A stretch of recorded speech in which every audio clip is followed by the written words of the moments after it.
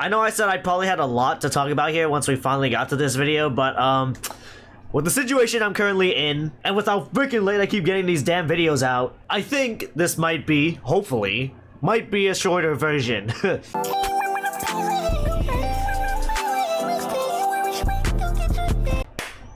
Hello, anyway, I'm here once again giving my second installment of this yearly video where I look at stuff from half a decade ago. The last one we looked at a decade ago in 2015, and yeah, that video was really long, and I mean really long, almost way too long. Once I started realizing how long I was recording for, I was like, okay, yeah, I need to shorten these videos because I don't want to look through hours upon footage, and I don't know if people want to see me ramble for over an hour and a half. So hopefully this one's lesser, hopefully under an hour at least. If not, I'm so sorry, but I'll try my best to keep it shorter. Because I mean, I was kind of talking about things that I don't really have a crazy connection to, and I'm starting to realize that it really isn't me to run down everything that happened in the year, even if that might be kind of what I've been doing these past couple of installments. But I think I'm gonna change that now. It might be more condensed if this series continues, but this could also be because I only have half a month left of the year before this video already becomes outdated. But then again, it's my fault for horrible time management, so at the end of the day, it's on me. But anyway, I still got stuff to talk about, so let's get into it. So, 2020. Yeah, a very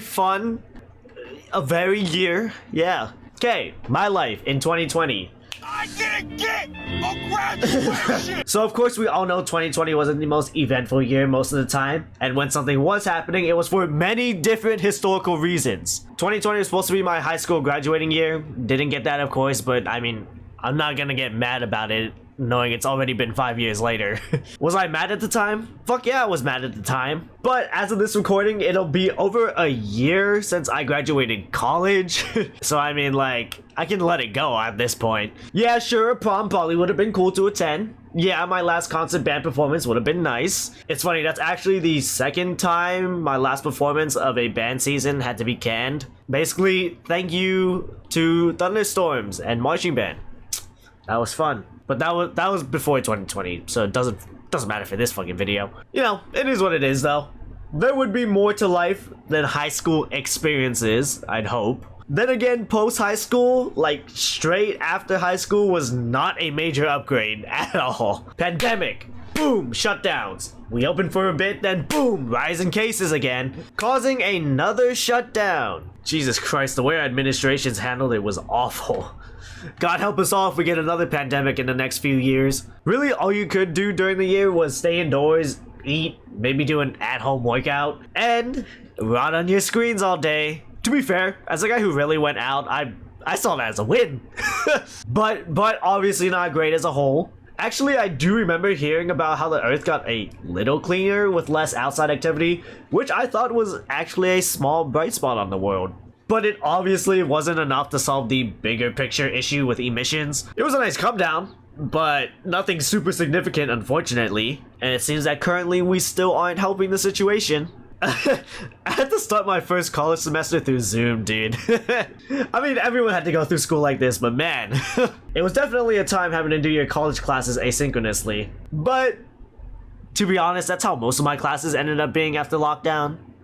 Yay! I did not get the usual college experience, so... And by the way, I didn't do my college classes on this PC that you see running today. No, this was on a shitty $400 all-in-one HP computer. You know, I'm glad my parents got me something, but holy shit, that machine was slow. For an example, this thing took a day to download Microsoft Office. A day! I need that shit for college, bro. I'm pretty sure I had to settle and use my family computer in our living room for like the first few classes. I really couldn't be bothered to work on that potato. I think some of the first videos I recorded with the webcam and this whole PC setup, I think it might be in the background, but I'm not too sure, and I'm not gonna fact check that right now. Thank goodness for the PC I have now, because God, is it light years better than that old sack of shit that I had. Couldn't even run Minecraft, but we can wait till the gaming section for that. But yeah, good times. Staying indoors, being a shut-in, watch anime, binge YouTube videos, gain a few pounds, dread, fun times. Oh, can't forget them Discord nights though. Just the greatest. Life for the rest of the world in 2020. Gee, I don't know, maybe a fucking pandemic? Riots, shutdowns, wildfires, drone strikes, and World War III scares. GameStop stock. Celebs singing Imagine like lunatics. God, that might be the worst one here. Nope, I lied. I think it might actually be the TikTok activism. No freedom till we're equal. Damn right I support it. This is all your fault. Also a bunch of unexpected celebrity deaths. Kobe and Gigi, Chadwick Boseman, Eddie Van Halen, Alex Trebek, like damn, we lost some notable people this year. And also, we did it, Joe. We did it, Joe. God, I love politics. Anyway, who gives a shit about politics? Who gives a shit about Elon meme stocks? God, I wish I dumped in the GameStop. Fuck. We're not here to deep dive into that. We're here to dive into the 3 greatest forms of media there ever is, especially during the lockdowns. Of course, if you haven't heard, those 3 categories being anime, gaming, and music. The 3 saviors of the year. But yes, this is how the series goes if you haven't been aware. Like I said, I will have a few house rules. These videos have been getting longer and longer, and while that probably indicates that I have a lot to talk about, I don't want it to be that long anymore. So I will try to limit myself on both the anime and game section. The music section, I think I can have some leeway because, I mean, this is mainly a music channel. So that one, while still want to limit myself in that, we will still have a handful of mentions. So if I just somehow omit a really notable anime, game, or piece of music from the year, I apologize. But I'm glad it had an impact on you during the year. Maybe, hopefully, but maybe this will be the process moving forward, unless I just have a shitload of stuff to talk about in 2016 and 2021. I have no clue, but we can move on. Anime section. You think with all the free time I had, I dumped into watching a bunch of 2020 anime, right? Wrong! I honestly was just binging whatever I could, but mainly big name stuff, and some anime movies. Since I was still a newbie coming into the scene, I mean 2020, I still was a newbie coming into the scene. I was watching a decent amount of stuff that released before 2020, but there are some here that were new at the time and I was able to see them for myself. You know, this all helps in keeping this section on the shorter side. I really gotta stop mentioning that. Anyway, you probably already know the big ones, and that'll probably be the ones I will talk about here. So, big one off rip, Attack on Titan, the final season. So, the final season. It did drop in 2020. The trailer dropped sometime in early 2020, I'd assume somewhere around May. And I think that's what set me off to finally start and binge watch the entire thing up until that point. I think? Fuck, I don't know, the timeline gets blurry. But I did spend a lot of quarantine binging the frick out of AOT. Having to experience all those twists all at once was fun. But not as fun when I saw the first few episodes finally dropped in late 2020. I think December, actually. Dude, as soon as I finished binge watching season 3, I really couldn't hold my excitement for the first few episodes. Me and a couple of my friends were just hooked on what might happen during season 4, especially since season 3 left off on that beach scene. And while it was a little confusing at first, yeah, it all started to collapse from there. Collapse in a good way, by the way. Shit got hectic fast. Dude, when everything started to make a little more sense as the episodes went on, me and my friends were going insane. Especially after every reveal, and especially after that goddamn declaration of war speech. Good God. But don't worry, it still got better and better as it went on. At least every AOT Sunday, that is. I could go on and on, maybe rant about the final season as a whole. But to be honest, I think it still might have been rushed to come out even after the break from season 3. You know, with the studio change, going from WIT to MAPPA. And the fact that it took like 3 years after this to actually complete the final season. Yeah, maybe it deserved to stay in the oven a little longer. But I'm not saying what we got was bad by any means. Shit was action-packed, shit was hype, and shit got pretty scary with long-haired, revengeful Eren. Fun stuff. Oh, and you can't forget the opening, My War. Sheesh! The amount of World War II versions of that opening was kind of crazy looking back at it. But hey, these characters were moving deviously. Speaking of huge openings, let's move on to Jujutsu Kaisen Season 1. Another highly anticipated anime. It really was a cultural moment at the time. Well, might just be a cultural moment in anime. The banger opening Kaikai Kitan, the parkour panda, the banger ending Lost in Paradise. I was just listening to that actually recently. The characters dancing. Good God, these guys are so happy back then. Anyway, yeah, season 1 is your usual world-building introductory season, but it's still full of action-packed fights, cool characters. I remember being instantly hooked on the Gojo, probably like most people. Funny moments, and all that wholesome stuff. It's a real lighthearted anime, you should watch it. Yes, wholesome, wacky characters like Yuji, Nobara, Todo, and Megumi, who will never be slandered. Junpei and Mahito. God help us all. But hey, look, a talking panda who can do parkour. Okay, jokes aside, season 1 is actually great. Introducing all these characters and the world building wasn't a bore and had me and a lot of others wanting more. Especially as we get to see Yuji, Todori, Nobara, and Megumi show their potential in these final batch of episodes. And it's really good at setting up the Shibuya arc for the following season. And knowing what I know now in 2025, good God. I don't even know everything yet too. I haven't read the manga, and I just watched the recap movie that, you know, recaps the Shibuya arc and shows a couple episodes of season 3. So I'm still susceptible to spoilers. Will I read the manga? I don't know. Probably. Dan takes priority, and after I'm caught up with that, it'll be Chainsaw Man. And considering that I had to take a break from Dan to focus on finishing these videos, yeah, we might be in for a wait. But I will never forget the joy that I had watching season 1 as it unfolded. Good times. Good memories.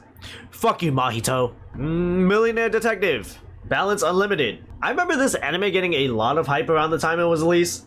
Probably due to this character we were about to talk about soon. But yeah, I eventually gave it a watch. And from what I remember, it was good. It's a crime fighter anime, so there's cool stuff with the action and whatnot. But the huge focus is definitely on the differences between the normal Detective Haru and the ultra-rich, money helps with everything Daisuke, which is this guy right here. I will say Daisuke really tries to steal the show with his Bond-like Batman methods, as well as his nonchalant attitude. But I like that Haru tries to challenge him in his ways, even if they are on the same team and desire the same goal. Justice! The chemistry between these two is the crux of the whole show, which can be comedic at times. The ending is a banger too. Welcome, my friend. Yeah, it's been so long since I watched it though, but I saw that there was a push for a season 2, but it seems like that might have either died down or is completely gone because there hasn't been any rumblings in 2025. To be honest, I don't know if there even is more material to cover. I haven't even checked the source material. And you know, with Studio Cloverworks expanding the series, there have been bigger ongoing anime. Ongoing anime that probably will take priority over a new season of Millionaire Detective, if there ever even was a plan to have a new season. Dude, Rent-A-Girlfriend Season 1. Dude, Rent-A-Girlfriend Season 1. Ugh. Why the fuck did I watch this?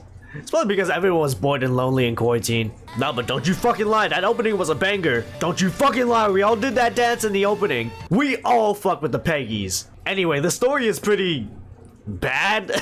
This guy Kazuya gets broken up with this yellow-haired chick, which we will see again later, and then starts paying for this, you guessed it, rental girlfriend service. He goes on dates with Chizuru over here, your typical perfect date situation. He kind of falls for her. He lies and says they're actually dating in front of their grandmas. More girls get involved. More girls get involved. Chaotic drama ensues and yada yada yada. It's basically a multi-lover car crash. I won't lie, I got some entertainment out of season 1. Kazuya's a fucking loser, don't get it twisted. There's really no redeeming qualities about this guy, and he's really just a sad gooner. He's like the misrepresentation of Denji in Harem? Good God, you classify this as a harem anime? I would just say rom-com. Those are fat quotation marks, by the way. But it seemed like he was trying to better himself by the end of the season. Like, it seems like they were building something towards him and Chizuru being more than just a fake relationship. I thought Ruka's backstory was a little interesting, even if she's still a massive red flag. Most of the characters here are red flags, to be honest. But there were some potential bright spots in this chaotic mess. Then you realize that nothing really progresses from this point on, and it just evolves in the meaningless slot for the rest of time. Dude, there are over 400 fucking chapters. 400! There's already 4 fucking seasons of this shit in 2025. Season 5 is on the way in 2026.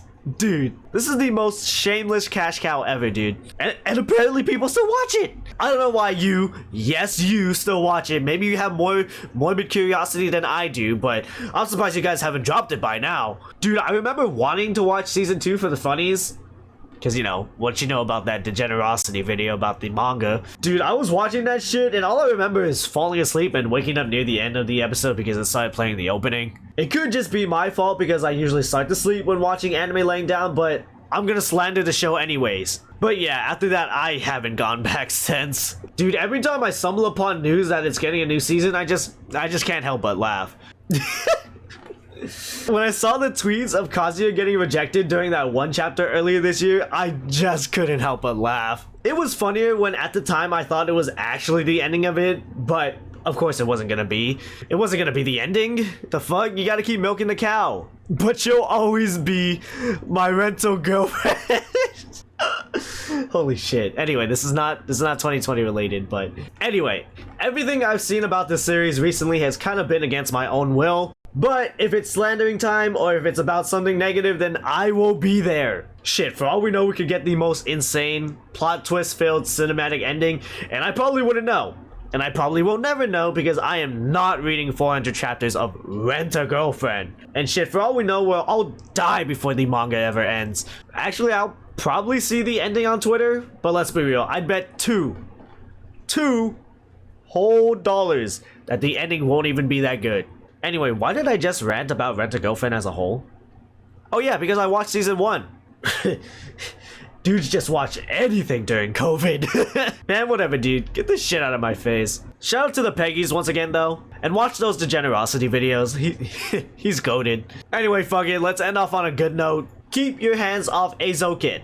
Another anime with another banger opening. Easy breezy.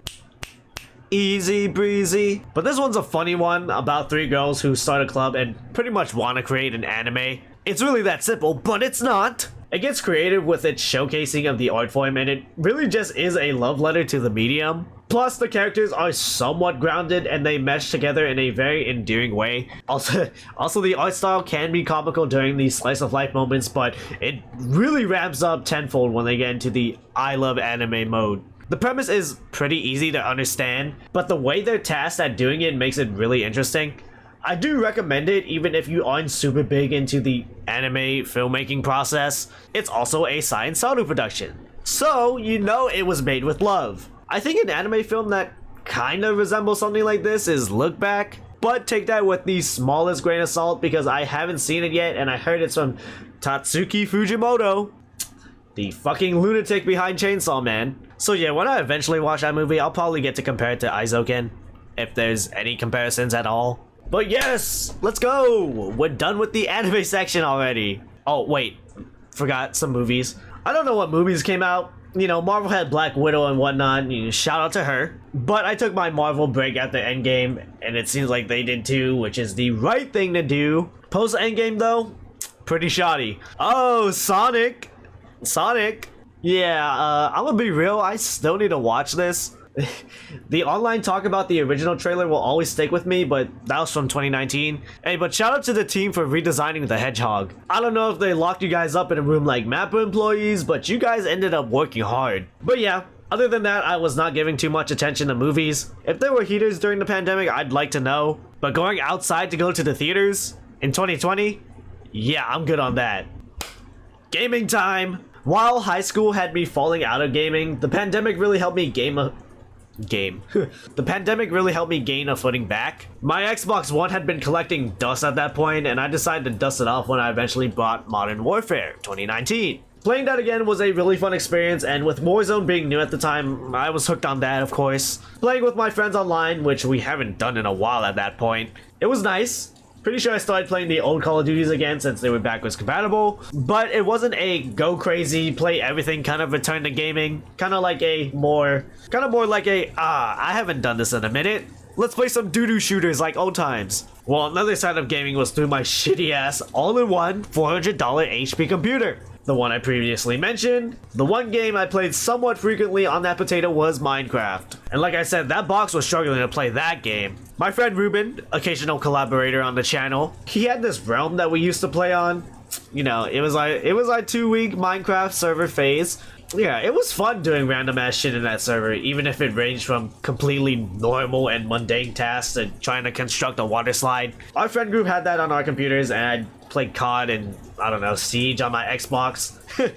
Not the greatest of days, but it was fun reuniting in a way. Oh, and my brother was so bored in the house, he made me and my sister buy a Switch. Not even a regular Switch, by the way, a Switch Lite. You know, because it was cheaper. It was nice to have though, since it let me dilly-dally on my own whenever I got bored. We had Smash Bros on that thing.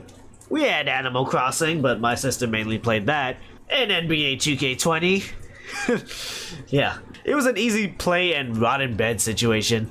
Oh, and due to the pandemic, it was extremely difficult to find the newer consoles, the Xbox Series X and the PlayStation 5. Dude, how long did it take for those consoles to finally hit shelves again? I swear, it took years. I remember wanting a Series X for the longest time, but ever since I got the PC, it's really just been an afterthought since. I might have to purchase a console soon considering the situation surrounding GTA 6. But that's a problem for future me. Who knows, maybe it'll get delayed again and I'll be able to hold off the console purchase again. Either way, I'll be chilling with my PC and my Xbox 360 until GTA 6 eventually comes to PC in 2035. But anyway, that's the memories of gaming I had during the time. Most of these games I mentioned released before 2020, but there were a bunch of notable releases from this year. They will be mentioned now.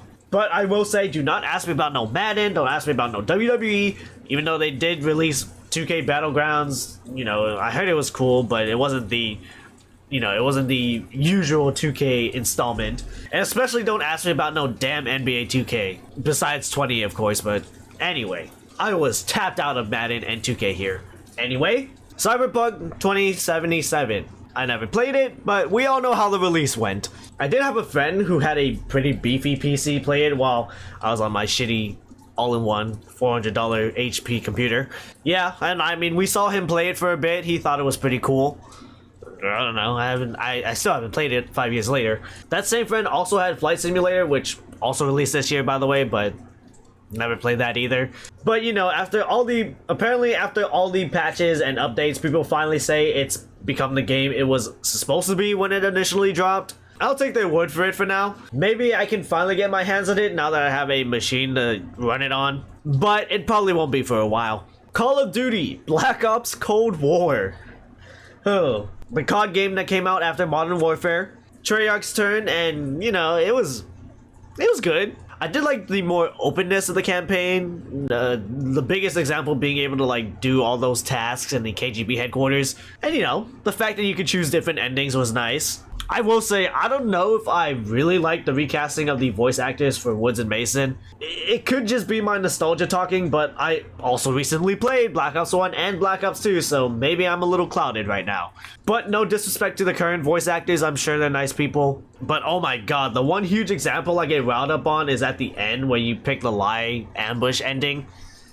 Spoiler, by the way, my bad. I don't know, it's like the voice acting over there wasn't up to the standards it should be. Like, you're being lied to and led astray. You're on the brink of catastrophe, and Woods and Adler in the cutscene were just... I don't know, it just doesn't match the moment. Maybe it's also because COVID messed up the recording process. I don't know, that could be my only concern. But yeah, that scene might be my one voice actor gripe with the game. I just feel like the emotion there didn't match the moment, even if it might not be the canonical ending. I don't even know if... yeah. Probably. But yeah, it's a COD in the modern age of gaming. Cool movement and all. Multiplayer was alright. Zombies was fun. Never really gone back to it since. Especially because I'd be playing it on my Xbox One. But it was fun while it lasted. Animal Crossing's New Horizons. The game I mentioned earlier because my sister was the one who usually played it on our Switch Lite. That was usually her go-to game whenever she had the Switch to herself. I really didn't get into it at all. But from what I saw, it seems to be a very wholesome and chill game. One time, my sister showed me her little, like, design shirts or whatever of our past marching band uniforms because she was missing it during quarantine. Not gonna lie, how many times am I gonna say quarantine or something adjacent to that in this video? Oh, and that theme song. The lovely flugelhorn by the Eric Miyashiro. So peaceful. So peaceful. And by the way, speaking of marching band again, I actually saw Eric Miyashiro perform live. He was a guest performer with the University of Hawaii Marching Band at their Rainbow Invitational.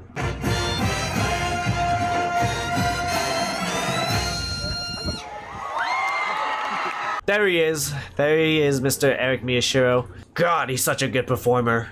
Yeah, Eric was going off that night. He was spitting fire. It was like a dragon.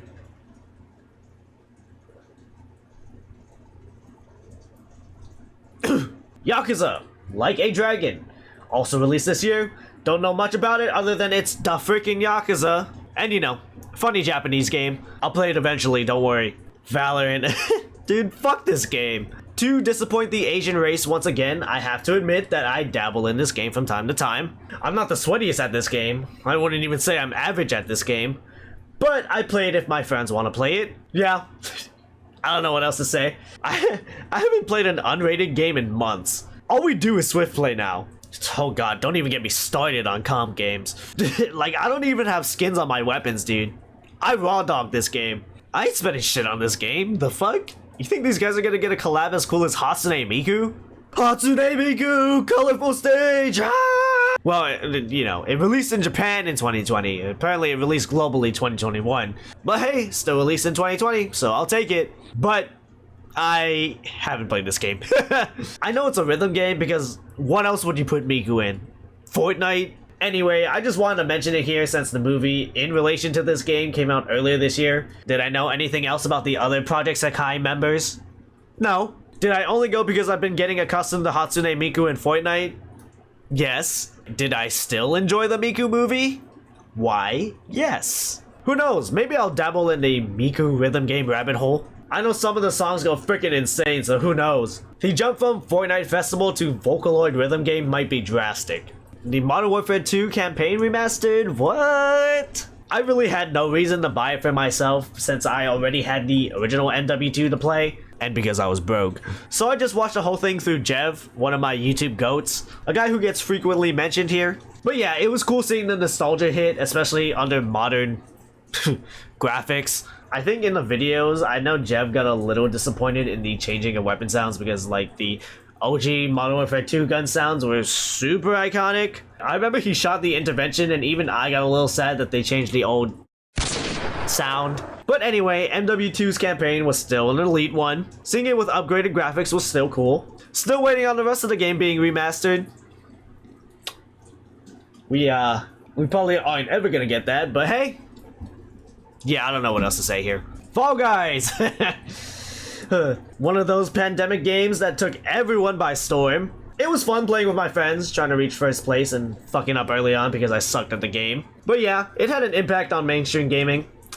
Nothing like Among Us though, I'll tell you that. I know I shouldn't mention it here since it's been out since 2018, but dude, tell me another game that's synonymous with the pandemic. Everyone was playing this shit. How many YouTubers and streamers did you see playing this with other people? Most likely all of them. Critical, Vanoss, Ninja, PewDiePie, Pokimane. Dude, the Among Us craze was huge. Everyone and their mama got a piece of their Among Us fill, including me. Dude, I can't lie, it did get a little heated here and there in those emergency meetings. Yeah, I can't lie, I low-key kinda miss it. Obviously the game isn't gone forever. I could just plan a night of Among Us in 2025. Will it be Celtics Shaq type of shit? Probably. But man, that game, in that moment in time, might be one of the most significant events of the year. Well, gaming-wise at least. Gaming-wise, by the way. That boy sus. Get the pump, that's a must. Dude, I wonder if Kochi still likes that song. Yes, there's more I could mention like Ghost of Tsushima. Yes, there's more I could mention like Ghost of Tsushima, Final Fantasy Remake, Genshin Impact, Persona 5 Royale, or Doom Eternal, but I really don't have much to say on most of them. At least not yet if I ever decide to play them. Alright, music section. Look at how fast I'm going. God damn, I gotta do this more often. If you've seen the previous videos before this ramble, you can see I had a swift relook at some 2020 albums. To be honest, there were way more albums I wanted to look at, but I'm not even gonna be able to get all of them here, unfortunately. Time restraints have been a blessing on this video, as well as a little bit of an Achilles heel, especially because there are so many albums I want to get through here. And I eventually will, just not in time for this video. Anyway, if your album didn't get delayed until 2021, you made the cut. I'm sure it probably wasn't a super ideal time to drop, especially since the pandemic fucked up all sorts of touring. But luckily it wasn't a complete down year for albums. There were some heaters, some interesting ones. But either way, here are some that I want to shine a spotlight on. Also, I will mention the albums that I've made singular videos on. However, since you can just go to their individual videos, I won't go too deep in conversation about them. So, albums like Father of All, Jesus Christ, Alfredo, hell yeah, Circles, super beautiful. If I had a good year list for 2020, it'd probably be top 3. Whole Lot of Red, greatest Christmas album ever.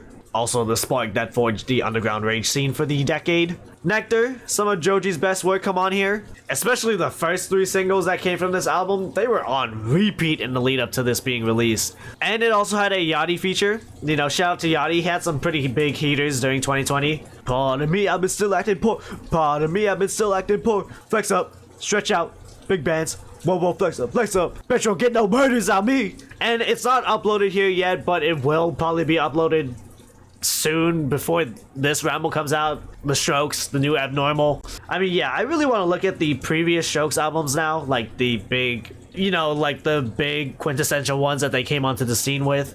But it was a pretty strong showing even after all these years of those initial past albums. Okay, albums I never made a video on but wanted to ramble a bit about. After Hours, The Weeknd. Weeknd, baby. One of the most prolific voices in the mainstream, and you know, one of the most popular albums of the entire year. I mean, just look at the songs here. Heartless, Blinding Lights, Save Your Tears. Abel's been a hit maker, even since the Beauty Behind the Madness times. Shout out 2015. It's ethereal, moody, gloomy. I mean, the Heartless music video is such a great summarizing aesthetic for the album. You know, the Vegas lights, the partying, the darkness. All of it encapsulates everything pretty well. And of course, the 80s synths making its way into Abel's sound palette. Also, I remember seeing photos of his face looking fucked. And I guess it was for the Save Your Tears music video.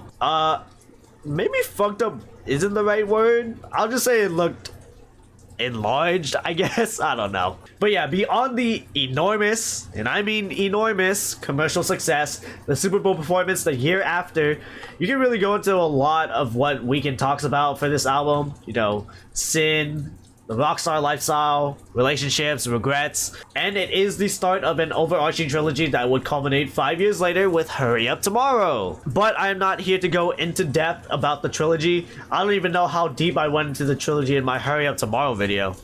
Nice plug. I will say, every installment after kept getting better and better. Good tunes, extremely viral music. Too bad The Weeknd died from Jenna Ortega 5 years later. Rest in peace. God, that movie.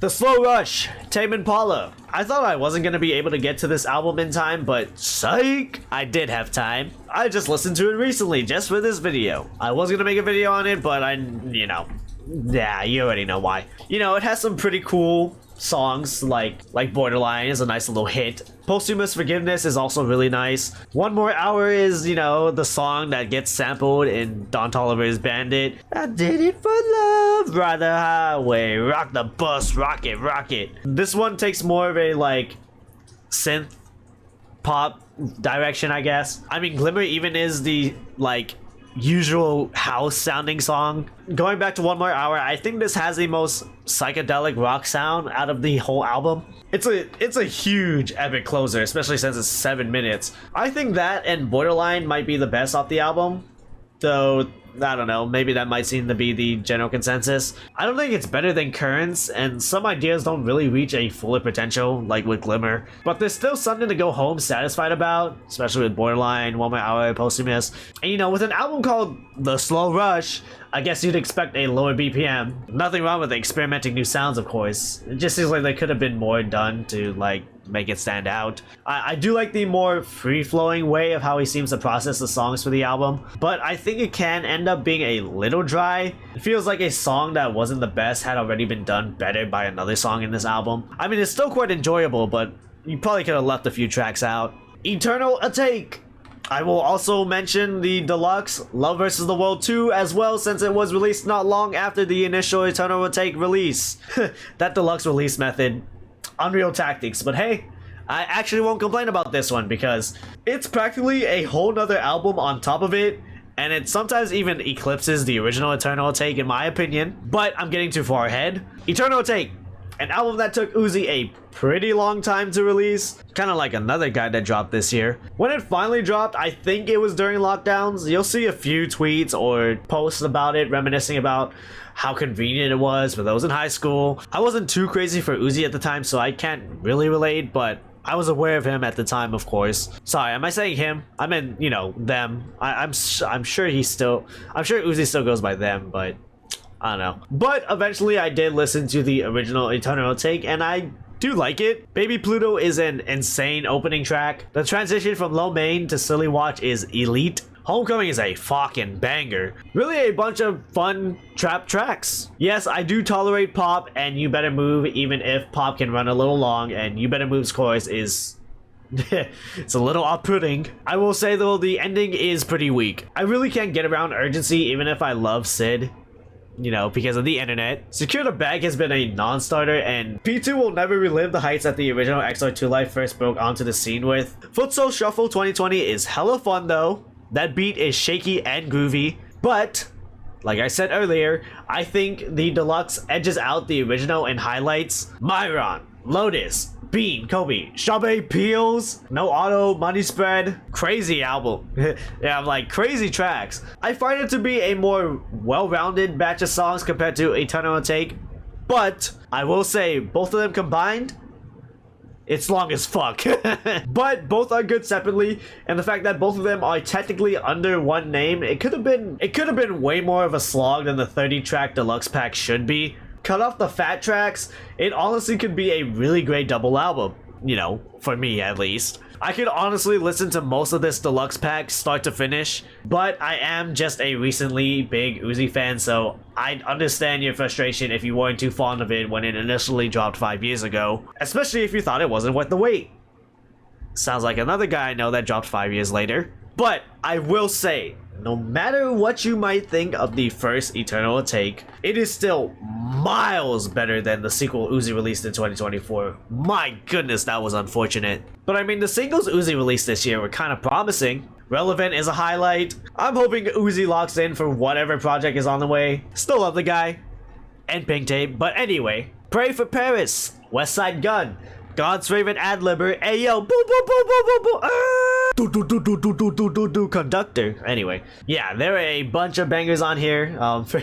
George Bondo has a crazy Griselda posse cut, and if you want another posse cut in a way, you can have the 327 Joey Badass, Tyler the Creator, Billy Esco track. 500 Ounces features one of West Side Gun's, The Alchemist, whatever, best beats ever, and of course it features our lovely Freddie Gibbs. Shout out to Rock 2. You know, we gotta get our wrestling references, Shawn versus Flair. But yeah, it's the unique Griselda sound you probably have known him for by this point.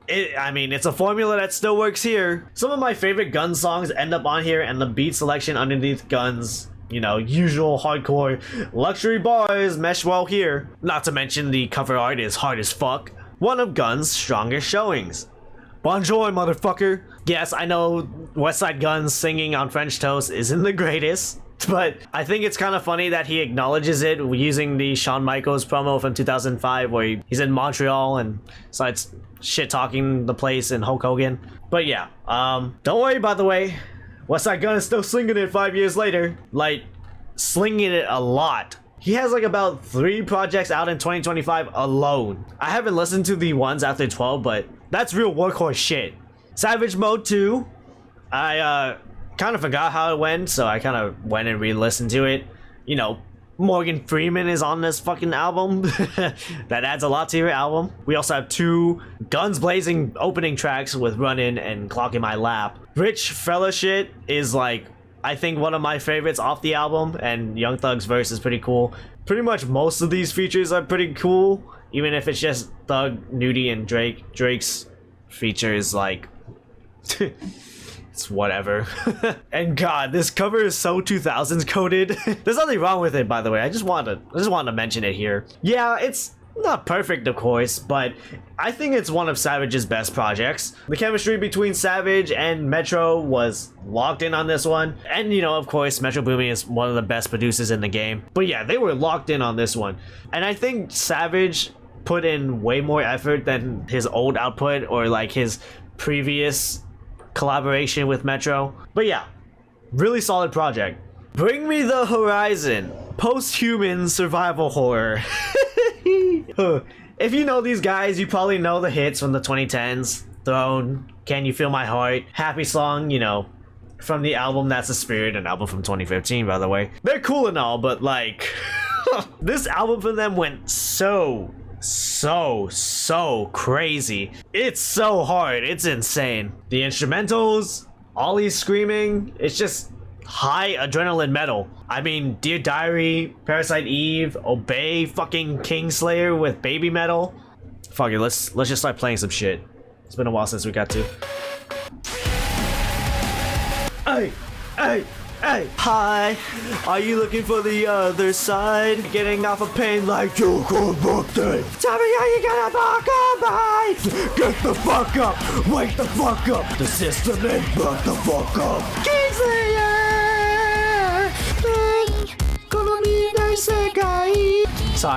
Sorry, let's not stick too close for that. Every channel is the same, it's sending me insane. It's falling, it's fucking boring. Survival! Like, what the fuck, dude? What are we doing? Another day, another post-traumatic. I lose my fucking mind. Fade away. Why? Just get in the way, open. We're only gambling with your soul. Oh, should I die for something else? Gambling with your soul. Sorry, I get a little carried away when it gets to the sauce, but like, yeah, this is actually like one of their best albums. That doesn't help considering that I've only listened to this and Sempiternal. Hey, maybe That's the Spirit could be like God tier. I don't know, but god damn, such a good fucking album. Yeah, okay, you get the point. One of the best releases of anger, especially with how the year has gone at that point. If you were pissed off about the circumstances of the world, this was a good way of expressing your mindset. I know they released a follow-up to this thing, Posthuman Next Gen. I don't know, I haven't really tapped in to this one. Holy shit, it's an hour long. Wow. Tickets to My Downfall, dude. Okay, just to preface, I have not listened to this. I don't really plan to, other than morbid curiosity. The only reason I wanted to include it is because MGK funny, but he had a couple of tracks in WWE 2K22 and the song Body Bag with Youngblood, which is on the deluxe version. I think it wasn't that bad. Maybe it could just be because of Youngblood's energy, but it wasn't that bad. Sold out deluxe, Jesus Christ. What a grifter. But you know, hey, shout out to WWE 2K22 legend MGK. Yeah, that's really my only exposure to the punk rocker era of MGK. Everything else after that has really been shown to me against my will. Some of the rock in 2020 though. Holy, I know I only showed two bad examples, but man, what a time for mainstream rock, am I right, guys?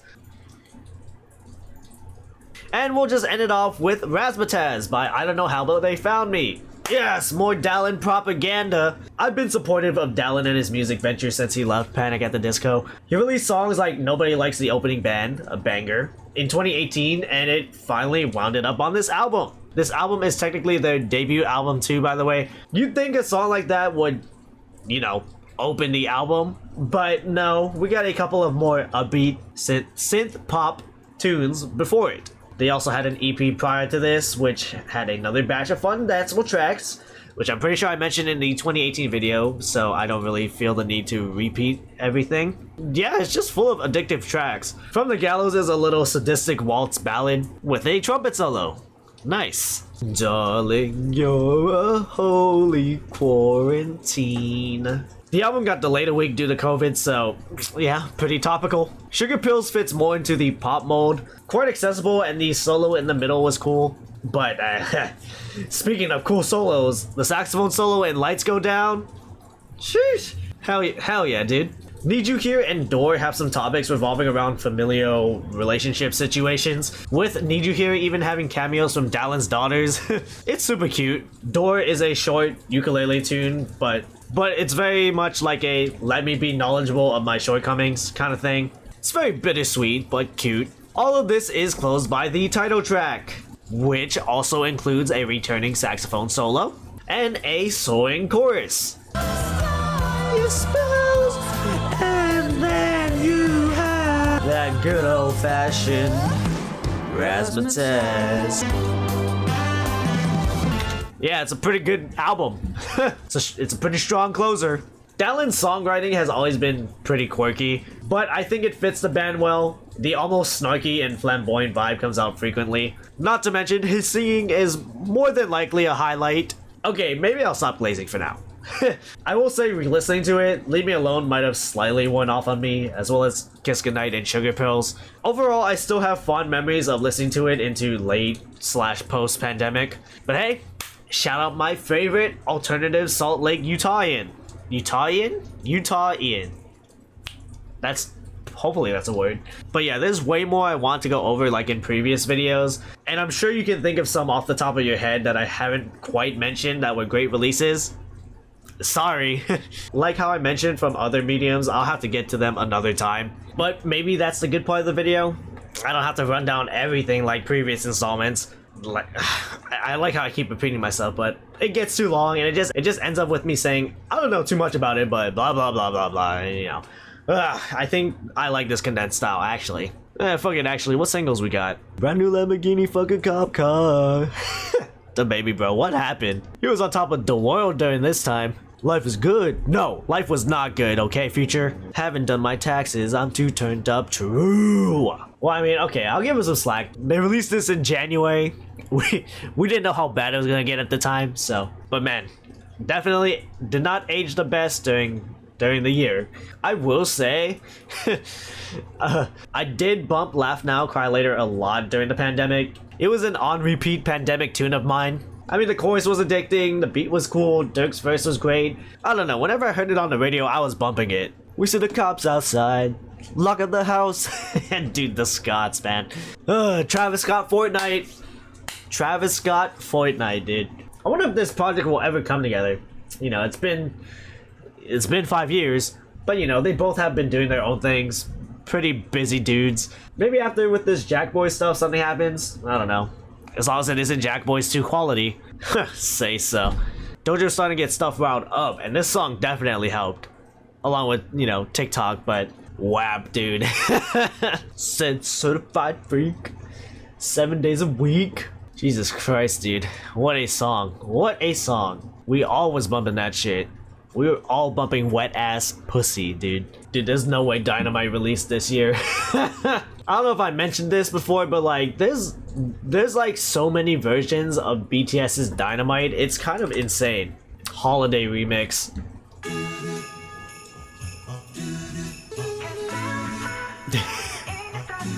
Oh, BTS. I did some wrongs, but I'm always right. Once will tell you twice. Hey, late for the day, late for the night. Hey, freaking LeBron's so hilarious, dude. Yeah, you got that yummy yum, the yummy yum. Oh my days, dude. Besides being bleh, the main thing I remember from this song is him trying to urge his fans to boost this. He was trying to urge his fans to boost up the numbers so he can get the #1 spot. You know what he was trying to compete with? The Box.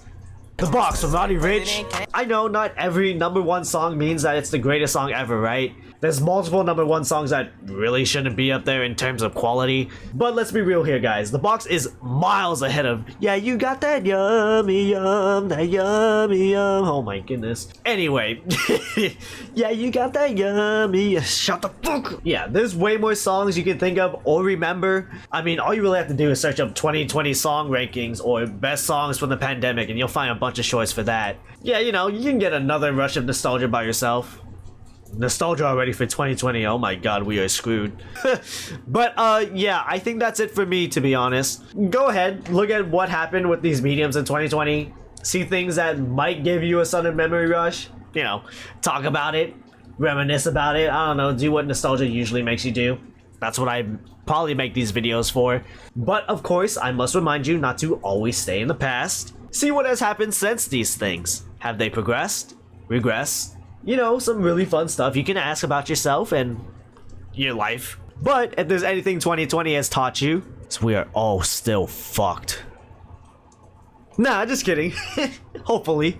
Yeah, okay, that's all I got for you. With that being said, thank you for watching another year retrospective ramble in the books. Thank you for watching. Like, comment, and subscribe. Watch my other ramble videos if you want to. Watch my non-year retrospective ramble videos if you want to. Yeah. You know, how was your 2020? How was pandemic life for you? I would like to know. And since I've already concluded, I've already halved my recording time from the 2015 ramble.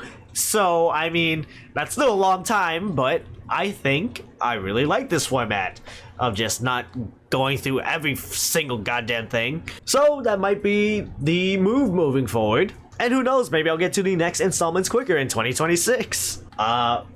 Maybe it's the same stupid song and dance routine. Who freaking knows, okay? But that's a problem for future me. And I think I need to get this video out quickly because the year's almost over. So yeah. Alright, see you in the next life. Yeah, you got that yummy, yummy, yummy, yum.